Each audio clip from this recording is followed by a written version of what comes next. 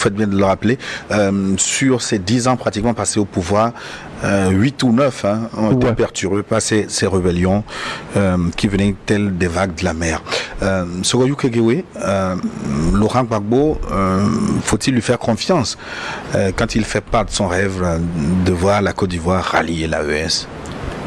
Moi, j'estime qu'il faut lui faire confiance à 100%, pour ne pas dire à 1000%. Laurent Gbagbo, si l'AES était une idéologie, Laurent Gbagbo est un des précurseurs de l'idéologie AES.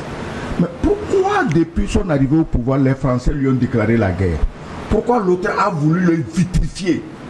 Mais parce qu'il ne fait pas ce que les Français veulent.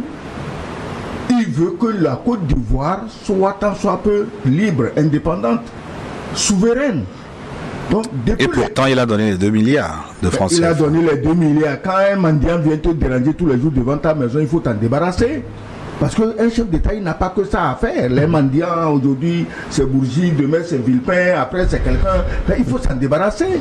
Et il a bien fait de s'en débarrasser. Mais eux, est-ce que ça les a empêchés d'aller comploter contre lui? Tu disais ici tantôt que Soro, lui, dénie le panafricanisme, machin. Mais c'est normal. Après toute la flopée de trahison que Soro a orchestrée contre Gbagbo, il ne peut pas dire aujourd'hui que Gbagbo est panafricain parce que ça va le dévaluer lui-même. On ne comprendrait pas pourquoi il a quitté un panafricain pour aller rejoindre un France-africain. Ben, il faut situer quand même, resituer les propos de Soro dans son contexte. C'était avant qu'il connaisse la brouille avec Alassane Ouattara. Oui, je dis que il était là-bas, il mangeait avec les autres. Est-ce que Soro avait imaginé un jour qu'il se retrouverait en petit oiseau en train de courir d'une ville à une autre, d'un pays à un autre? Donc, Soro a tellement trahi Gbagbo qu'il ne peut que parler comme ça. Mais demain, tu verras que le même Soro, d'ailleurs c'est déjà en voie, va se rallier à Gbagbo. Parce qu'en politique, ce n'est pas la peine de se laisser alourdir par les considérations du passé. On regarde l'avenir et comment on va gérer l'avenir. Avec qui on gère le mieux l'avenir, on le fait. Donc, Gbagbo, je disais, est le précurseur de l'AES. Il est celui qui, le premier, avait dit cette dépendance infantile à la France est dépassée.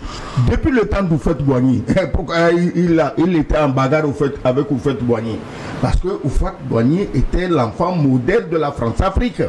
Mais il a combattu Houphouët-Boigny dans toutes les difficultés. Il a fait la prison, il a tout connu, il a connu l'exil.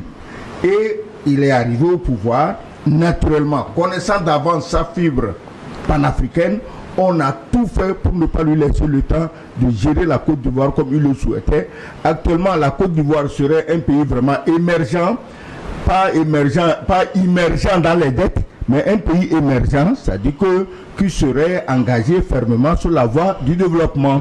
Au lieu de quoi, on l'a immergé dans les dettes, et puis c'est ça que les France-Africains admirent. Un pays endetté à mort, contre la vie de Laurent Gbagbo. Il faut que Laurent Gbagbo, tu mets entre parenthèses que sa candidature n'est pas encore acceptée. Mais qui accepte sa candidature? J'ai déjà posé la question ici la dernière fois. Il faut que les gens cessent de jouer au rigolo. Le pays n'appartient pas à quelqu'un. La Côte d'Ivoire appartient aux Ivoiriens. C'est eux seuls qui vont décider de qui sera candidat ou non. On ne peut pas continuer ces jeux-là parce que ces jeux ont fait couler beaucoup de sang des Ivoiriens. Et je vois mal un nombre politique ivoirien en train de recréer la même atmosphère d'exclusion pour amener encore les Ivoiriens à s'entretuer. Mais pourquoi il y a des pays soi-disant africains qui sont cornaqués par l'Occident pour embêter d'autres pays africains qui veulent juste leur liberté. Et il est tout à fait logique que ces pays qui veulent la liberté cherchent des protecteurs, comme il l'a dit. Parce que si Gbagbo, en 2010, avait des protecteurs puissants, il ne lui serait pas arrivé ce qui est arrivé. Parce que n'oublie pas ce qui est arrivé avec Assad en Syrie. Les rebelles fêtaient déjà la victoire à Paris, on formait déjà le gouvernement. Il a suffi que Poutine passe un coup de fil à Assad et dans les 30 minutes qui suivent, la victoire a changé de camp.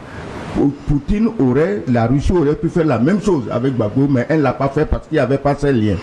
Aujourd'hui, il faut le dire clairement, la Russie a dit qu'elle prend sous ses ailes les États du Sahel. Il faut décourager tous ceux qui croient qu'on va aller faire coup d'État, on va prendre le pouvoir, la France-Afrique va renaître de ses cendres, tous les petits voleurs, les transporteurs de Djembé vont revenir. Non, il faut que les gens sachent que ça ne va pas revenir. Si tu veux ramener ça, ok, tu auras te frotter au Satan de Poutine. C'est simple comme bonjour, il faut qu'on le dise. Parce que si on ne le dit pas, des gens vont continuer dans certains pays voisins à rêver de renverser Assimi Goïta, de renverser Ibrahim Traoré, de renverser Tiani. Mais vous les renversez, on vous renverse. Poutine a les moyens de renverser tout régime qu'il veut, quand il veut. Et puis on pourrait dire que Poutine est peut-être dans une autre logique. J'ai lu une de ses déclarations de la semaine. Il affirme que l'Afrique sera un centre de croissance mondiale et il est prêt à accompagner. Bon, est-ce que... L'Afrique, c'est la croissance de l'Afrique qui rend malade les néocolons. Parce que je ne sais pas pourquoi les Africains ne comprennent pas ça. Alors, les Occidentaux se disent, mais écoutez, on a laissé les Chinois s'échapper. On a laissé les Indiens s'échapper. On a laissé les Vietnamiens, les autres s'échapper. Mais si on laisse les nègres s'échapper, on est foutu. Parce que eux, dans leur entendement, ils ne peuvent vivre que tant qu'ils ont le genou sous le cou de quelqu'un. Oui, mais vous parlez des néocolons, mais selon Emmanuel Macron, c'est la Russie qui réinstaure le néocolonialisme en Afrique. Et quand la Russie a proposé une résolution, il y a à peine 2 jours, contre le colonialisme, qui a voté contre? Non, la France n'a pas voté contre, la France s'est abstenue. Elle s'est abstenue. Mais il y a de quoi? Parce qu'elle avait des esclaves pour voter contre. Elle a des esclaves nègres. Tu t'imagines un nègre au nez plus épaté que le mien qui refuse de voter contre le colonialisme, donc contre l'esclavage, contre l'exploitation des Noirs. Mais Macron, il est rusé. Il n'est pas aussi taré que les autres. Il a des esclaves qui ont voté ce qu'ils veulent. Non, beaucoup n'ont pas voté contre en réalité. Beaucoup se sont abstenus. Pourquoi s'abstenir de voter contre? Il me semble qu'un seul pays a voté contre. Comment un seul pays? Tu ne sais pas compter, Gilles. Moi, je ne veux pas parler, on va dire que j'ai cité des gens. Donc, Macron avait des esclaves complètement zélés qui vont voter contre la résolution russe. Si les Russes veulent nous coloniser, pourquoi ils font des résolutions contre le colonialisme? Ils n'ont pas voté, les esclaves n'ont pas voté parce que justement, s'ils votaient, la Russie aurait définitivement l'image du libérateur de l'Afrique noire. On peut avoir une autre lecture, ils n'ont pas voté peut-être parce que l'initiative venait de la Russie. Oui, bien sûr, parce que ça vient de la Russie et on ne veut pas donner à la Russie l'image d'un libérateur. Or, depuis les années 60 jusqu'à aujourd'hui, c'est la Russie qui libère les pays africains des griffes colonialistes. Ça, est-ce que tout le monde le sait? Est-ce que j'invente quelque chose? Non, la Russie a toujours participé. Vous pensez que Laurent Gbagbo a tort d'être très clair sur ses intentions? Comment il a tort? Être honnête aussi, c'est avoir tort? Non, en politique, est-ce qu'il faut dire ce qu'on pense? Est-ce qu'il ne faut pas il faut être user de la stratégie? Non. Laurent Gbagbo sait, il connaît son pays. Il sait que le peuple ivoirien, dans son écrasante majorité, est pro-AES. Est prêt à ce discours-là. Et est prêt à écouter ce discours et à le suivre. Il sait. La seule chose que je crains, c'est qu'il ne joue pas le tour de l'autre duo qui, à New York, vient de voter pour le maintien du colonialisme, pour l'apologie du colonialisme, alors qu'ils ont fait campagne sur le panafricanisme. Est-ce que tu comprends? À part ça, Laurent Gbagbo sait. Il sait pourquoi il dit ça. Il sait que si c'est les Ivoiriens qui votent, rien que cette promesse de s'approcher de l'AES lui assure la victoire au moins à 70%. Il sait. Absolument. Maintenant, les autres qui s'agitent, d'abord, le pauvre Ouattara. Je vous ai dit la dernière fois ici que la sortie de Bourgi était une mise à mort politique de Ouattara. Tout le monde le sait. Ça veut dire que Macron n'en veut plus. Il n'en veut plus. On est en train de voir Tijani Thiam. Bon, est-ce que lui sera plus France-africain? Est-ce qu'il va donner? Parce que la France a déjà pris tout en Côte d'Ivoire. Hein. Il reste que les terres des paysans qu'on prend pour donner aux bases militaires. Sinon, la France a déjà tout. Bon, je ne sais pas qu'est-ce que Tijani Thiam va leur promettre encore de mieux que ce que Ouattara a fait pour qu'on lui donne le pouvoir. Sinon, Ouattara, si Ouattara n'est pas candidat, de quelle force il disposera pour empêcher Gbagbo d'être candidat? Donc toi-même, tu n'es pas candidat, ta candidature n'est même pas sûre. ton maître t'a appelé pour te dire arrête ces amusements-là, tu ne peux pas être candidat. C'est clair, c'est net. Si tu étais intelligent, c'est toi qui aurais fait appel à Gbagbo pour lui dire, ben écoute, je ne suis pas dans la course, viens voir comment on va gérer ça. Tu es là, entouré de gens inconscients. Oui, mais Excellence, Ouattouélé Ounibo a souligné tantôt les contextes dans lesquels les élections se déroulent en Afrique de façon générale.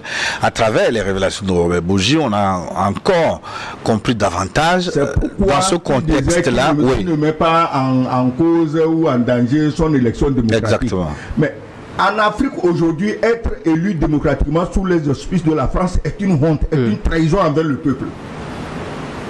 Quand dans un pays francophone, tu es proclamé démocratiquement élu, ça veut dire que tu as déjà trahi ton peuple et que tu as donné tous les pouvoirs à ton colonisateur. Donc être politiquement, démocratiquement élu dans les pays francophones est une honte, une trahison.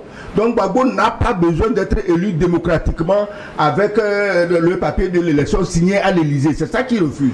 Et je te garantis que l'AES est un bon point d'arrimage qui lui permettra de gagner les élections sans avoir besoin qu'on signe son élection à Paris.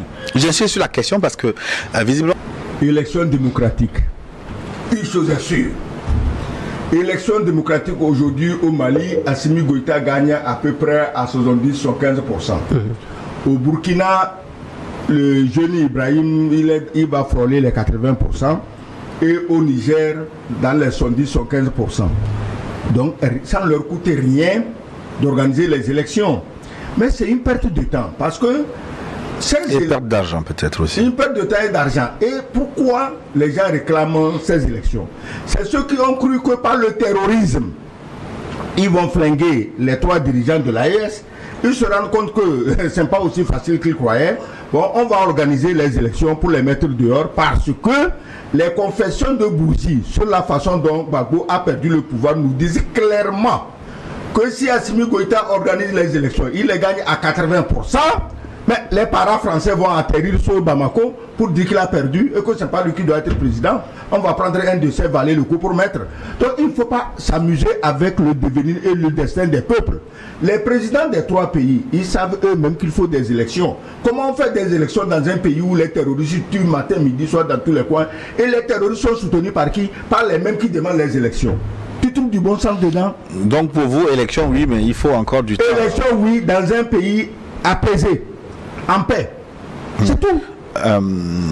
Mais tu te rappelles au Mali, un responsable politique qui était même à la CEDEAO, je ne sais pas quel diable l'a piqué, il est venu, il était candidat, les terroristes l'ont enlevé, ils l'ont gardé chez eux pendant combien de temps, on l'a libéré, il est revenu. Il est mort. Il est décédé quelques temps après. Tu te rappelles, il s'appelle pas quelque chose Cissé ou quelque chose ouais, c'est aussi Cissé. C'est aussi Cissé. Il pense même l'UEMOA, oui, etc.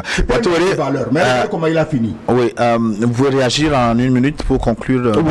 Moi, je pense que à un moment donné, il faut que nos dirigeants de l'AES puissent organiser, comment on appelle, des élections. Oui, à un moment donné. Est-ce que le contexte s'y prête à l'heure actuelle? Est-ce que ce ne sont que des élections, on a besoin pour stabiliser, comment on appelle, le pays? Les élections, on a tout le temps organisé des élections dans ce pays-là, à coup de milliards. Et donc, est-ce que ce sont les élections qui vont enrayer le terrorisme? Est-ce que ce sont les élections? Voilà, c'est les pays comme ça que la France veut. Et on fait comme ça, ils votent comme on veut. Si on te dit, normalement, un noir qui vote ça à l'ONU, au retour de l'aéroport de son pays, il faut le pendre. On le prend à l'aéroport parce que s'il met le pied sur le territoire, il souille le pays. Tu es allé voter pour soutenir le colonialisme, la colonisation, l'exploitation, l'esclavage. Et tu reviens encore dans ce pays, c'est pas ton pays, il fallait prendre l'avion pour aller en France. Alors, Laurent